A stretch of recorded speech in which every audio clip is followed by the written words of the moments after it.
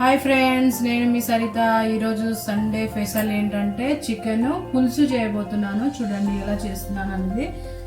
ఇప్పుడు అర KG chicken తీసుకున్నాను. నేను అర కేజీ చికెన్కి ఒక 4-5 స్పూన్లు అనేది ఆయిల్ వేసుకుంటున్నాను.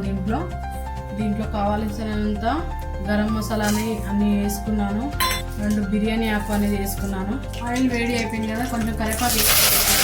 కరివేపాకు 4 పచ్చిమిరపకాయలను వేసి ఇట్లా కొంచెం కలుపుకొని దాని తర్వాత అర కేజీ చికెన్కి 1 కప్పు ప్యాజ్ అనేది తీసుకుంటున్నాను. సన్నగా తరుముకున్నాను. నేను సన్నగా కట్ చేసి పెట్టుకున్నాను ముందుగానే ఒక అరకప్పు. ఇప్పుడు చికెన్ అనేది మనం వాష్ చేసుకుందాము. కొంచెం ఉప్పు వేసి, చిటికెడు పసుపు వేసి.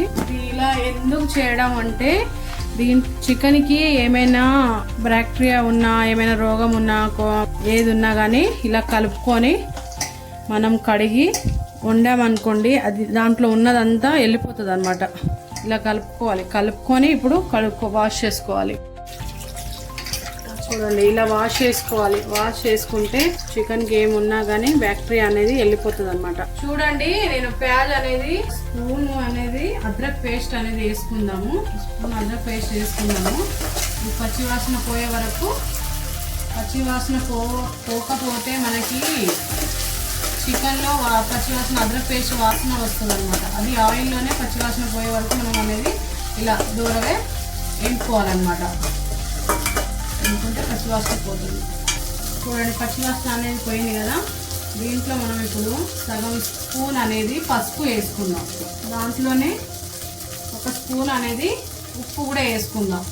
ఇప్పుడు ఇది 2 కలుపుకుందాం. మనం వాష్ చేసుకొని పెట్టుకున్నది చికెన్ అనేది ఇప్పుడు వేసుకొని, చికెన్ వేసుకున్నాం కదా, ఇదంతా కలిసే వరకు మనము కలుపుకుందాం. ఇప్పుడు ఇదంతా దీనికి పట్టేసాలి. చూడండి, ఈ చికెన్కి అంతా ఇది పట్టేస్తే మనం ఉప్పు వేసింది, పసుపు వేసిందంతా చికెన్కి మంచిగా. చికెన్ కూడా తిన్నామనుకోండి, మన టేస్ట్ అనేది బాగుంటుంది. మనం చపాతీలో తింటాం కదా, చపాతీలో ఉప్పిగా ఇలా తిన్నా కానీ ఈ ఉప్పు పసుపు ఇదంతా దీంట్లో చికెన్కి. ఇప్పుడు మనము మూత తీసి చూద్దాము చికెన్ ఎక్కడి వరకు వచ్చిందో. చూడండి, చికెన్కి ఆయిల్ అనేది కూడా కొంచెం పైకి వచ్చేసింది కదా. కొంచెం కలుపుకొని దీంట్లో రోల్ అనేది నేను టమాటా సన్నగా కట్ చేసి పెట్టుకున్నాను. ఆ టమాటా ఇప్పుడు ఈ చికెన్లో వేస్తున్నాను. వేసి కలుపుకొని మళ్ళీ జరసేపు మూత పెట్టి పెడదాము. ఇప్పుడు చూద్దాము, మనం మూత తీసి ఎక్కడి వరకు వచ్చిందో చికెన్. చూడండి, చికెన్ అనేది వాటర్ అనేది పైకి వచ్చింది. చూడండి, దీంట్లో టమాటా వేసినాం కదా, టమాటా అంతా మగ్గిపోయింది. ఇప్పుడు మనం ఏం చేద్దామంటే దీంట్లో ఇప్పుడు మనము కారం వేసుకుందాం. మనం ఎంత తింటామో దాని ప్రకారంగా వేసుకోవచ్చు.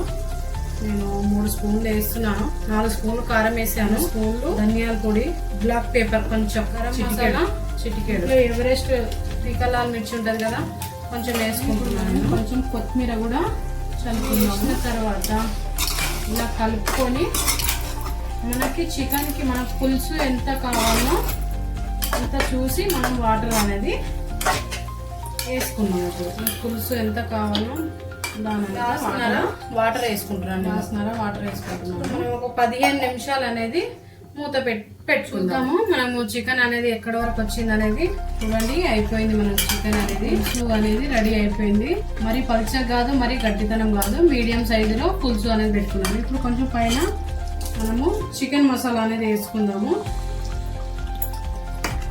దింపుకోవడం. ఇప్పుడు చికెన్ మసాలా వేసుకొని కొత్తిమీర చల్లుకొని అయిపోయింది చికెన్. నచ్చితే లైక్ చేయండి, షేర్ చేయండి, మీరు కూడా ట్రై చేయండి.